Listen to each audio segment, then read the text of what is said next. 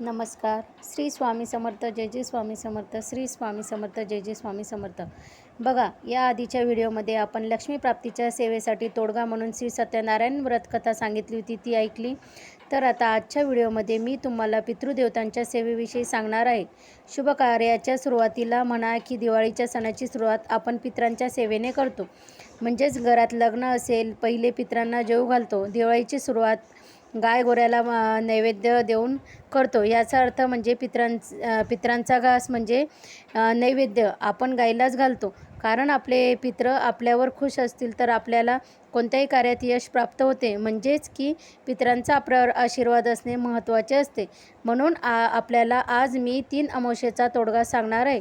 तो तोडगा तुम्ही आषाढ अमावस्या, श्रावण अमावस्या व भाद्रपद अमावस्या म्हणजे सर्व पितृ अमावस्या अशा 3 अमावस्या करायचा आहे. त्याची सुरुवात आपल्याला आषाढ महिन्यापासूनच करावी लागते, आषाढ अमावस्येपासूनच. आणि यातल्या एखाद्या अमावस्येला जर तुम्हाला पिरियड आले असतील किंवा काही प्रॉब्लेम असेल तर आश्विन महिन्याची म्हणजे पुढील अमावस्या तुम्ही त्यात ॲड करू शकतात. पण ह्या अमावस्येच्या तोडग्याची सुरुवात आपल्याला आषाढी अमावस्यानेच करावी.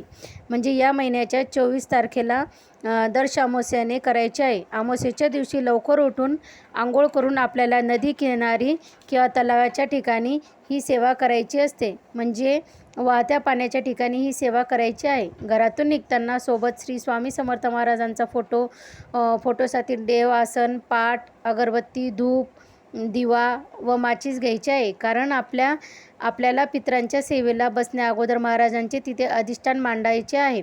दिवा, अगरबत्ती, फूल वाहून सेवेला सुरुवात करावी. चला तर मग आपण पूजेसाठीचे साहित्य बघूया.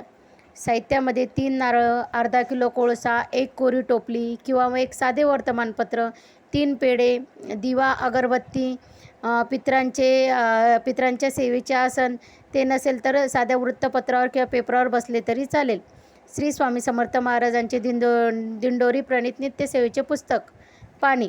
बघा, देवांच्या सेवेचे आसन वेगळे असावे व पितरांच्या सेवेचे आसन वेगळे असावे. कारण देवाचे आसन पितरांना व पितरांचे आसन देवाला चालत नाही. सेवेला सुरुवात करण्यापूर्वी महाराजांचा फोटो पूर्व किंवा पश्चिमेला तोंड करून ठेवून तिथे धूप किंवा अगरबत्ती लावावी. दिवा लावून सेवेला सुरुवात करावी.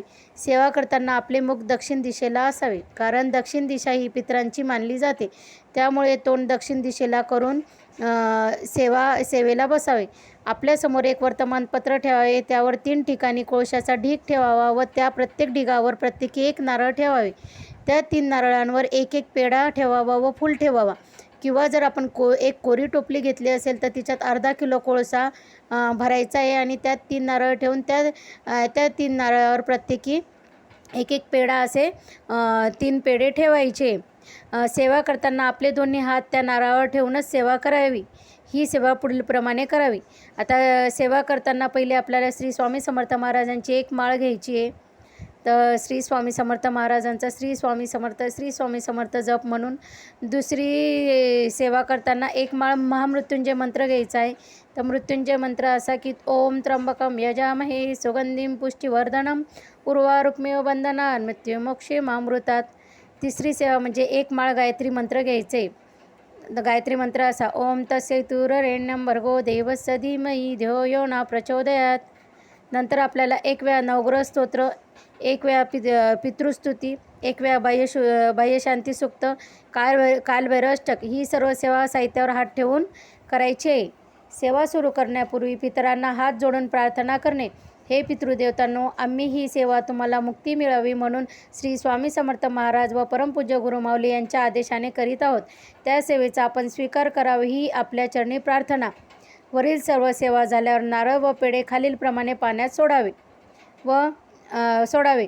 तर पहिले नारळावर अशी सेवा म्हणजे हात ठेवून पहिले नारळ घ्यायचा, हातात धरायचे. पहिले नारळ, कोळसा आणि पेढा हातात घेऊन म्हणावं, सत्वगुणी जे कोणी पितर असतील त्यांना मुक्ती मिळण्यासाठी हे नारळ व पेढा स्वीकार करावा. तुम्ही संतुष्ट व्हा आणि आम्हाला तुमचे शुभ आशीर्वाद प्राप्त होऊ द्या. म्हणून कोळसा, नारळ व पेढा पाण्यात प्रवाहित करायचा. परत दुसरे नारळ, पेढा व कोळसा हातात घेऊन म्हणावे, रजोगुणातील जे कोणी पितर असतील त्यांनी हे नारळ व पेढ्याचा स्वीकार करावा. तुम्ही संतुष्ट व्हा, तुम्हाला मुक्ती मिळू द्या आणि आम्हाला तुमचे शुभ आशीर्वाद प्राप्त होऊ द्या. म्हणून कोळसा, नारळ व पेढा पाण्यात प्रवाहित करावा. त्यानंतर तिसरे नारळ, पेढा व कोळसा हातात घेऊन म्हणावे की टोपली हातात घेऊन म्हणावे किंवा टोपली असेल तर ती टोपली हातात घेऊन म्हणावी की तामस गुणाची जे कोणी पित्तर असतील त्यांनी हे नारळ व पेढा यांचा प्रसाद स्वीकार करून आमच्याकडून ज्या काही चुका झाल्या असतील तर त्याबद्दल आम्ही माफी मागतो. क्षमा करा, क्षमा करा, क्षमा करा. तुम्ही संतुष्ट व्हा, तुम्हाला मुक्ती मिळू द्या आणि तुमचे शुभ आशीर्वाद आम्हाला प्राप्त होऊ द्या. म्हणून हे तिसरे नारळ, पेढा, कोळसा टोपलीसह पाण्यात प्रवाहित करणे. मग हातपाय धुवून कुठे न थांबता सरळ आपल्या घरी निघून येणे. अशा प्रकारे आपण पितरांची ही 3 अमावस्येची सेवा केल्याने आपल्या पितरांना मुक्ती मिळते. ते आपल्यावर खुश होऊन आपले सर्व कार्य यशस्वीरित्या पार पाडतात. हा व्हिडिओ आवडला असेल तर लाईक करा, कमेंट करा, शेअर करा. तुमचे कुठलेही प्रश्न किंवा समस्या असेल तर कमेंट करून सांगा. मी तुम्हाला जरूर मार्गदर्शन करेन. श्री स्वामी समर्थ. जय जय स्वामी समर्थ. श्री स्वामी समर्थ. जय जय स्वामी समर्थ. धन्यवाद.